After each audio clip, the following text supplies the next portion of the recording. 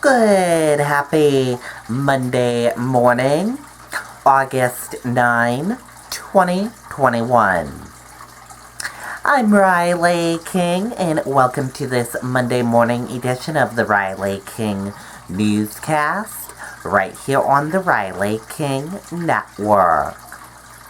We have a lot of news to get to this Monday morning, so let's get started right now.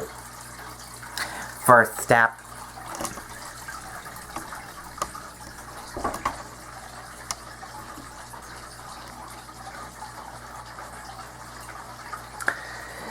Canada border set to open for American travelers midnight Monday. Let's take a listen to that video from WMUR News 9.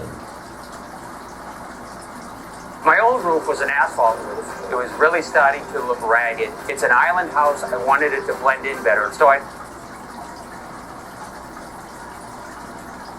Soon, these beautiful destinations in Canada will be filled with tourists again. For Susan Chadwick of Bristol, a vacation in Nova Scotia has been on hold. We were disappointed when they closed off Canada last year because that was the summer for sure we were going to go back to Nova Scotia. Starting midnight on Monday, Americans will once again be able to travel to Canada. Post-pandemic travel across the border will require proof of vaccination and a negative PCR test within 72 hours of travel.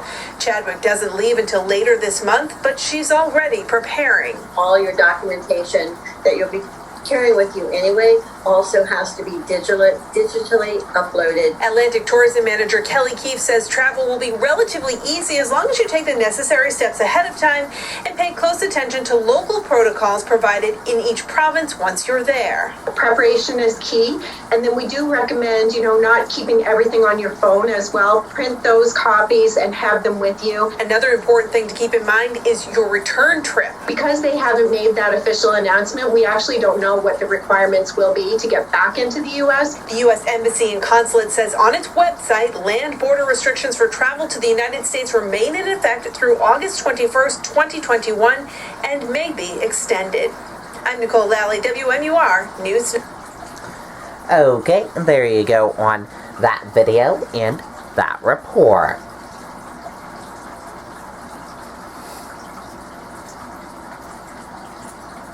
Summer camps, child care programs faced with staffing shortages in New Hampshire. Let's take a listen to that video from WMUR News 9. When it's time to invest in a new roof, be smart and look at more factors than just the final price. Not all roof.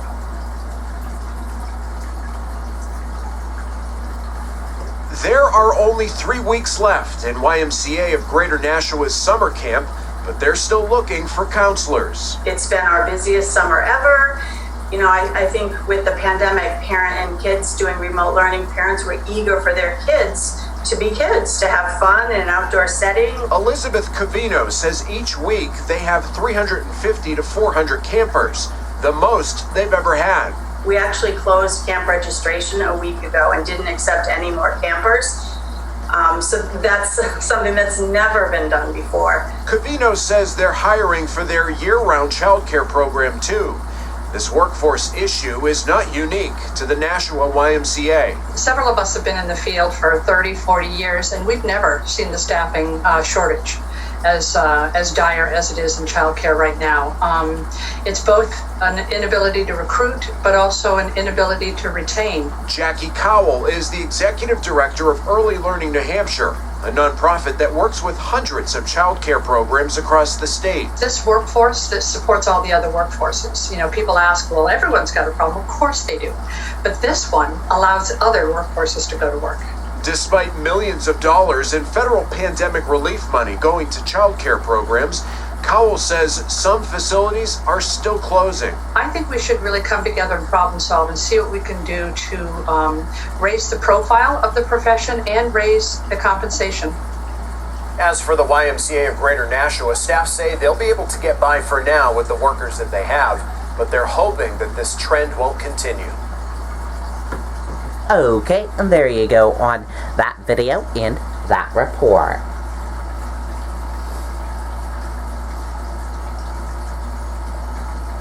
New Hampshire health officials work with school districts on COVID-19 guidance ahead of school year. State epidemiologists said masks should be considered. Let's take a listen to that video from WMUR News 9. My old roof was an asphalt roof. It was really starting to look ragged. It's an island house. I wanted it to blend in. Apprehensive with the new COVID variant coming out. Christine Petrin is anxiously waiting to see COVID-19 guidelines from the Manchester School District as she prepares her two children for the upcoming year. Petrin says she has some concerns about what the fall may look like as students are heading back to the classroom. I'm not really sure exactly what guidelines I'd want to be in place, but I feel like, especially with there being a new variant, I think a lot of the same precautions should probably be followed. And that's exactly what's being discussed during meetings between the Department of Health and Human Services and local school districts. So we've been working with schools to help them understand the guidance that's out there and implement layers of protection. State epidemiologist Dr. Benjamin Chan says the goal is to help districts craft COVID-19 preventative strategies. Recommendations will be made based on the level of community transmission.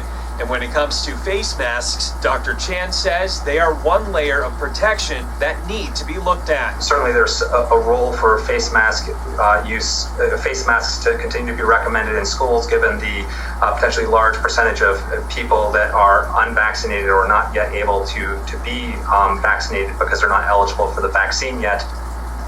And Dr. Chan says DHHS will have more advice and recommendations for schools this coming week. Reporting live in the studio, I'm Tim Callery, WMUR News 9. Okay, and there you go on that video and that report.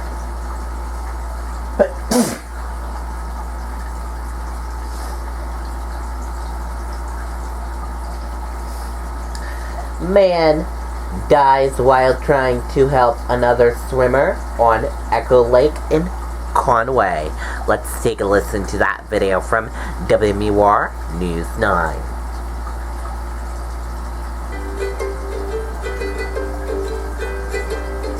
Come see Darla and Hildy at Clark's Bears in Lincoln, New Hampshire. Visit clarksbears.com to reserve your tickets today. This morning, New Hampshire Marine Patrol investigating a death in Conway. Officials tell News 9 a 37-year-old man was trying to help another swimmer on Echo Lake around 4:45 yesterday afternoon.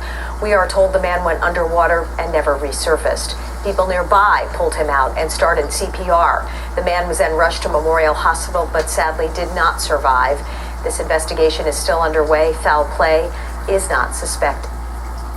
Okay, and there you go on that video and that report.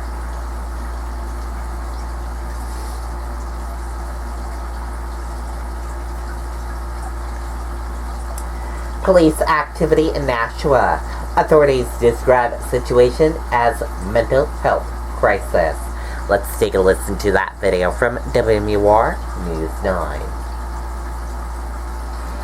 I think what sets us apart is the fact that our technicians live and breathe only chimneys. It's not a part of our... We do begin with breaking news at this hour out of Nashua. We've been following this from the overnight hours. Police say they were called to the area of Spitbrook Road around 12:45 this morning for an initial report of a suspicious person. A witness tells us she saw several officers with their weapons drawn. Police say they were dealing with a man suffering from mental health issues. They describe the situation as a mental health crisis. We're told there is no threat to the public. Okay, and there you go on that video and that report.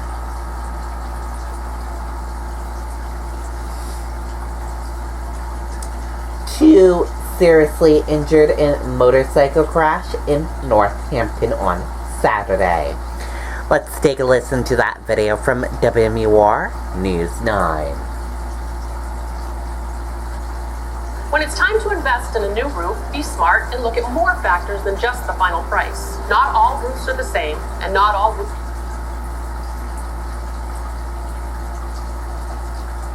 All right, now, 2 people are recovering from serious injuries after this motorcycle crash.